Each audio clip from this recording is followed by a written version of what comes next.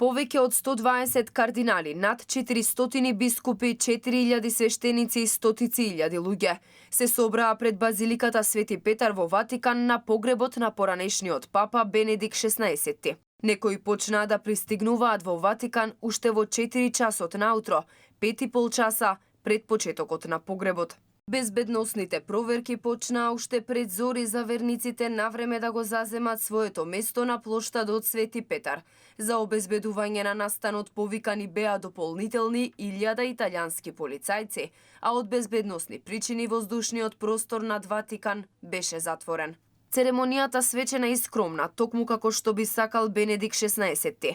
Поранешниот поглавар на Римокатоличката црква почина на 95 години на 31 декември. Тој беше папа од 2005 до 2013 година, кога поднесе оставка со што стана првиот папа во 6 века, кој го направил тоа со образложение дека е стар да ја врши таа должност и оттогаш живееше во Ватикан. Во 3 дена колку што беа изложени посмртните останки од поранешниот папа, се простија околу 200.000 верници. Церемонијата на погребот започна во 8 часот и 50 минути по локално време. Ковчегот со смртните останки беше изнесен на плоштадот Свети Петар, каде се служеше миса. Церемонијата ја водеше актуелниот папа Франциск. Hands of forgiveness and compassion, healing and mercy. Hands that anointed and blessed, which led him also to entrust himself into the hands of his brothers and sisters.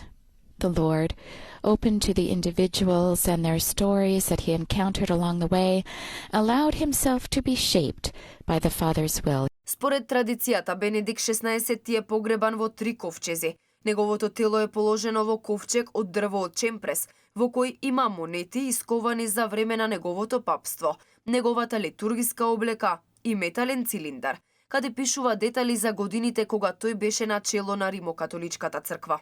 Тој ковчег од чемпрес е ставен во поголем ковчег од цинк, кој пак е сместен во уште поголем дрвен ковчег. Познавачите велат дека сите 3 ковчези символизираат дека папата е обичен смртник. Вториот ковчег од цинк символизира долготрајност, а третиот, дрвениот, символизира достоинство.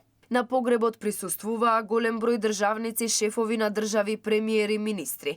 Италија беше представена од председателот Серджо Матарела, Германија од председателот Франк Валтер Штајнмајер и канцеларот Олаф Шолц, а Франција од министерот за внатрешни работи Жералд Дарманен. На церемонијата присуствуваа и кралот на Белгија Филип, председателите на Полска и на Того, поранешната шпанска кралица Софија. Од Македонија присуствуваше делегација на Македонската православна црква Охридска архиепископија, односно митрополитот Тетовско-Гостиварски, епископот Јосиф и од професорот на Богословскиот факултет Ѓакон Стефан Гоговски.